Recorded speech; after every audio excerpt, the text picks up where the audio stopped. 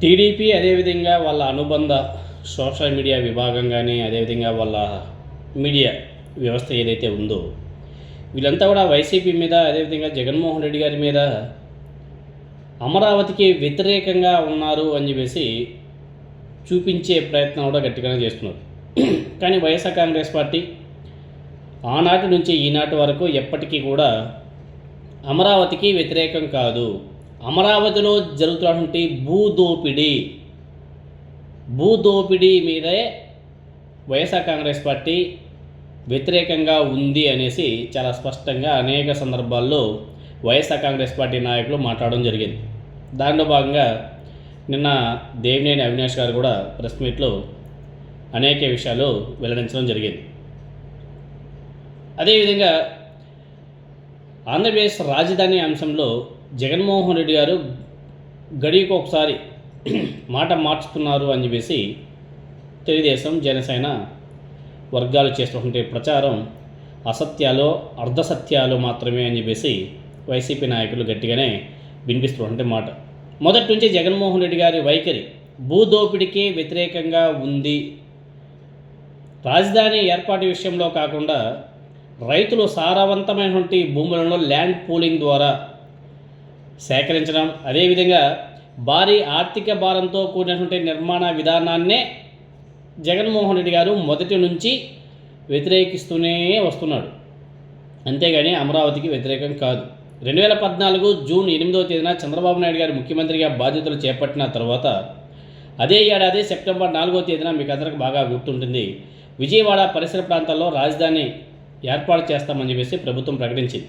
ఆనాటి ప్రభుత్వం ఆ నిర్ణయాన్ని జగన్మోహన్ రెడ్డి గారు స్వాగతిస్తూ ఇప్పటికే ప్రభుత్వానికి చెందినటువంటి సుమారు 30,000 ఎకరాల భూమి ఉన్న ప్రాంతంలో రాజధాని నిర్మించాలని చెప్పేసి ఒక సలహా కూడా ఇవ్వడం జరిగింది. ఇప్పటి వరకు 29 గ్రామాల్లో ల్యాండ్ పూలింగ్ ద్వారా భూసేకరణ ప్రతిపాదన ముందుకు రాలేదు. అయితే ఈ ఘటననే ప్రస్తావిస్తూ జగన్ అమరావతి ప్రాంతాన్ని అసెంబ్లీలో సమర్థించారని అధికార పార్టీ చేస్తున్నటువంటి ప్రచారంలో వాస్తవం కూడా లేదు అన్నది కూడా ఒకసారి ప్రజలను కూడా తెలుసుకోవాల్సిన అవసరం కూడా ఉంది. అదేవిధంగా అమరావతి అనే పేరు అప్పటి వరకు అసెంబ్లీలో ప్రస్తావనకు రాలేదు అనేది కూడా ఒకసారి అందరూ కూడా గుర్తు చేసుకోవాల్సిన అవసరం కూడా ఉంది. అయితే 2014 డిసెంబర్ 22వ తేదీన అనుకుంటా విజయవాడ గుంటూరు మధ్య కృష్ణా నది పరివాహక ప్రాంతంలోని 29 గ్రామాల్లో రైతుల భూములను ల్యాండ్ పూలింగ్ ద్వారా సేకరించి రాజధాని నిర్మిస్తామని చెప్పేసి ప్రభుత్వం ప్రకటించడంతోనే జగన్మోహన్ రెడ్డి గారు తీవ్ర అభ్యంతరం కూడా వ్యక్తం చేయడం జరిగింది. ఆనాటి నుంచి ఈనాటి వరకు రైతుల భూములతో రియల్ ఎస్టేట్ వ్యాపారం జరుగుతుంది కాబట్టి నయా జమీందారులు తయారు చేస్తున్నారు అని చెప్పేసి జగన్మోహన్ రెడ్డి గారు ఈనాడు విమర్శిస్తున్నాడు. ఆయనే కాదు వాళ్ళ పార్టీ నాయకులందరూ కూడా. తర్వాత డిసెంబర్ 30వ తేదీ అనుకుంటా ఏపీ సిఆర్డీఏ చట్టం అమల్లోకి వస్తే 2015 ఏప్రిల్ 1వ తేదీన ఆ 29 గ్రామాలకు అమరావతి అనే పేరును ఆనాడు తెలుగుదేశం పార్టీ ప్రభుత్వం అధికారికంగా ప్రకటించింది. అయితే 2015 అక్టోబర్ 22వ తేదీ అమరావతి శంకుస్థాపన కార్యక్రమాన్ని కూడా జగన్మోహన్ రెడ్డి గారు బహిష్కరించారు. ఎందుకు? అక్కడ 29 గ్రామాల రైతుల దగ్గర నుంచి భూసేకరణ చేసి ల్యాండ్ పూలింగ్ చేసి తీసుకోవడం మంచిది కాదు అని చెప్పేసి జగన్మోహన్ రెడ్డి గారు అలా బహిష్కరించడం జరిగింది. రైతుల సారవంతమైనటువంటి పంట భూముల రాజధాని నిర్మాణాన్ని జగన్మోహన్ రెడ్డి గారు వ్యతిరేకించినట్లు అప్పట్లో ఆయన చాలా స్పష్టం చేయడం జరిగింది. అదేవిధంగా 2019 వైఎస్ఆర్ కాంగ్రెస్ పార్టీ అధికారంలోకి వచ్చిన తర్వాత రాష్ట్ర ఆర్థిక పరిస్థితులు దృష్టిలో పెట్టుకుని జగన్మోహన్ రెడ్డి గారు అభివృద్ధి వికేంద్రీకరణ విధానాన్ని ముందుకు తీసుకోవడం జరిగింది. విశాఖపట్నాన్ని కార్యనిర్వాహక రాజధానిగా, అమరావతిని శాసన రాజధానిగా, కర్నూలుని న్యాయ రాజధానిగా అభివృద్ధి చేయాలనే ఉద్దేశంతోనే 3 రాజధానుల ప్రతిపాదన తీసుకోవడం జరిగింది. ఎందుకంటే అభివృద్ధి అనేది ఒకే ప్రాంతానికి పరిమితం కాకుండా రాష్ట్రంలోని అన్ని ప్రాంతాలకు విస్తరణ చేయాలని చెప్పేసి ఆనాడు ప్రభుత్వం వాదించింది. అయితే ఆ ప్రతిపాదనలో అమరావతి కూడా ఒక రాజధాని అనే విషయాన్ని దాచి జగన్మోహన్ రెడ్డి గారు రాజధాని మార్చేస్తున్నారనే భారీ ప్రచారానికి ఆనాడు ఏ విధంగా తెలుగుదేశం పార్టీ అదేవిధంగా వాళ్ళ కూటమి నాయకులు మిగతా పార్టీ నాయకులు ఏ విధంగా రచ్చ గోల చేశారో మనం కూడా చూసాం. సో ఆర్థిక అంశాల పరంగా కూడా అమరావతి నిర్మాణ వ్యయం మీద జగన్మోహన్ రెడ్డి గారు అనేక సందేహాలు కూడా వ్యక్తం చేశారు. కోర్ క్యాపిటల్ నిర్మాణానికి లక్షల కోట్ల రూపాయలు అవసరం అవుతుంది. ప్రపంచ బ్యాంక్, నాబార్డు వంటి సంస్థల నుంచి భారీ రుణాలు తీసుకోవడం రాష్ట్ర భవిష్యత్తు మీద భారంగా మారుతుంది. సో రూపాయి విలువ తగ్గుతున్న పరిస్థితుల్లో విదేశీ రుణాల చెల్లింపులు రాష్ట్ర ఖజానా మీద తీవ్ర ప్రభావం కూడా చూపుతాయి. అంతేకాదు పంట భూముల్లో రోడ్లు, డ్రైనేజీ, విద్యుత్ వంటి మౌలిక సదుపాయాల కల్పనకే ఎకరాకు భారీ వ్యయం అవుతుంది అని చెప్పేసి అంచనా వేస్తూ మొత్తం ప్రాజెక్ట్ రాష్ట్రం యొక్క ఆర్థిక సామర్థ్యాన్ని మించిపోవడం చాలా భారంగా ఉంటుంది అని చెప్పేసి జగన్మోహన్ రెడ్డి గారు ఆనాడు వాదించారు. ఆ వాదన కాదనలేని సత్యం కూడా అనేసి మనం చెప్పట్లే, ఆర్థిక నిపుణులు కూడా చెప్తున్నారు. అయితే ఎన్నికల్లో ఓటమి తర్వాత జగన్మోహన్ రెడ్డి గారు తన అభిప్రాయంగా రాష్ట్రానికి భారంగా ఉన్నటువంటి బ్రౌన్ ఫీల్డ్ రాజధాని విధానం మీద పునరాలోచన చేయాలని ప్రభుత్వానికి సూచన కూడా చేశారు.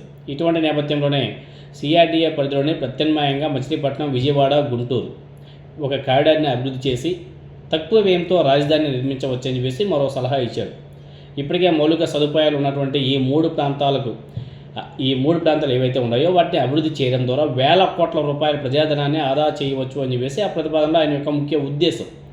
ఇటీవల కాలంలో అమరావతి విస్తరణ, రెండో విడత భూసేకరణ అవసరం మీద వస్తున్నటువంటి ప్రతిపాదన నేపథ్యంలో కూడా గత హామీలు, ప్రస్తుత ప్రణాళికల మధ్య వ్యత్యాసం మీద కూడా చర్చ నడుస్తుంది. సో గతంలో 33,000 ఎకరాల్లో సింగపూర్ తరహా రాజధాని కడతామని చెప్పేసి చెప్పినటువంటి వాళ్ళు ఇప్పుడు అదే 33,000 ఎకరాలు కేవలం ఒక మున్సిపాలిటీకే సరిపోతుంది, మళ్ళీ రెండో విడత భూసేకరణ చేయాలని చెప్పేసి చెప్పడం ప్రజల్లో అనుమానాలు కూడా తావిస్తుంది. వరద ముంపు నివారణ పేరుతో చేపడుతున్నటువంటి ప్రాజెక్టుల వ్యయం మీద విమర్శలు కూడా గట్టిగా వినబడుతున్నాయి. కుంభకోణం బీభత్సంగా సంపాదించుకుంటున్నారు అనేసి, రాజధాని ఒక భారీ రియల్ ఎస్టేట్ వెంచర్గా ఉంది అని చెప్పేసి చెబుతూ ప్రజా రాజధానిగా ఏమాత్రం లేదు అని చెప్పేసి అనేక మంది విశ్లేషకులు కూడా మాట్లాడుతున్నారు. సో మొత్తం మీద జగన్మోహన్ రెడ్డి గారి రాజధాని ఏర్పాటును వ్యతిరేకించలేదు అన్నది ఒకసారి గుర్తుపెట్టుకోవాలి. అమరావతి రాజధాని ఆయన ఇప్పుడు కూడా విమర్శించలేదు. రైతుల భూములు బలవంతంగా భూసేకరణ, అదేవిధంగా రాష్ట్ర ఆర్థిక స్తోమతకి మించినటువంటి వ్యయంతో కూడినటువంటి నమూనాను మాత్రమే ఆయన జగన్మోహన్ రెడ్డి గారు వ్యతిరేకించడం జరిగింది. సో ఆయన అనుచరులు అనేక మంది విశ్లేషకులు చెప్తున్నటువంటి మాట ఇదంతా కూడా. సో జగన్మోహన్ రెడ్డి గారు రాజధానిగా అమరావతి ప్రాంతాన్ని అసెంబ్లీలో సమర్థించారని చెప్తున్నటువంటి మాట దగ్గర నుండి తాను ఆ ప్రాంతానికి పూర్తిగా వ్యతిరేకమనే ప్రచారం వరకు రాజకీయ కోణంలో జగన్మోహన్ రెడ్డి గారికి వ్యతిరేకంగా నిర్మించాలంటే ఒక దుష్ప్రచారం మాత్రమే అనేసి చాలా స్పష్టంగా అర్థమవుతుంది. సో జగన్మోహన్ రెడ్డి గారు ఏనాడు కూడా ఒక అమరావతికే కాదు, రాష్ట్రంలో ఏ ప్రాంతానికి వ్యతిరేకం కాదు. ఆయన అమరావతిలో జరుగుతున్నట్టు భూదోపిడీ, అదేవిధంగా అక్కడ జరుగుతున్నట్టు రియల్ ఎస్టేట్ వ్యాపారం, వాటి గురించి జగన్మోహన్ రెడ్డి గారు వ్యతిరేకంగా మాట్లాడుతున్నాడు. అదేవిధంగా రాష్ట్ర ఆర్థిక పరిస్థితిని బేరీజు వేసుకొని ఇది సాధ్యమయ్యే పరిస్థితి కాదు, కాబట్టి జగన్మోహన్ రెడ్డి గారు ఇలా చేయండి అని చెప్పేసి కొన్ని సలహాలు, సూచనలు కూడా ఇవ్వడం జరిగింది. వాటిని కూడా ప్రభుత్వం పట్టించుకోవడం లేదు. కాబట్టి జగన్మోహన్ రెడ్డి గారు ఏ ప్రాంతానికి వ్యతిరేకం కాదు, అటు అమరావతికి వ్యతిరేకం కాదు, ఇటు ఏ ప్రాంతానికి జగన్మోహన్ రెడ్డి గారు వ్యతిరేకం కాదు అని చెప్పేసి వైసీపీ నాయకులు అనేక సందర్భాల్లో చెప్పడం జరిగింది. సో ఈరోజు జగన్మోహన్ రెడ్డి గారి ప్రెస్ మీట్ ఉంది కాబట్టి మేబీ ఆ ప్రెస్ మీట్లో కూడా ఇటువంటి విషయాలు ఏమైనా సరే మళ్ళీ ప్రస్తావనకు వచ్చే అవకాశం ఉందా అన్నది చూడాలి.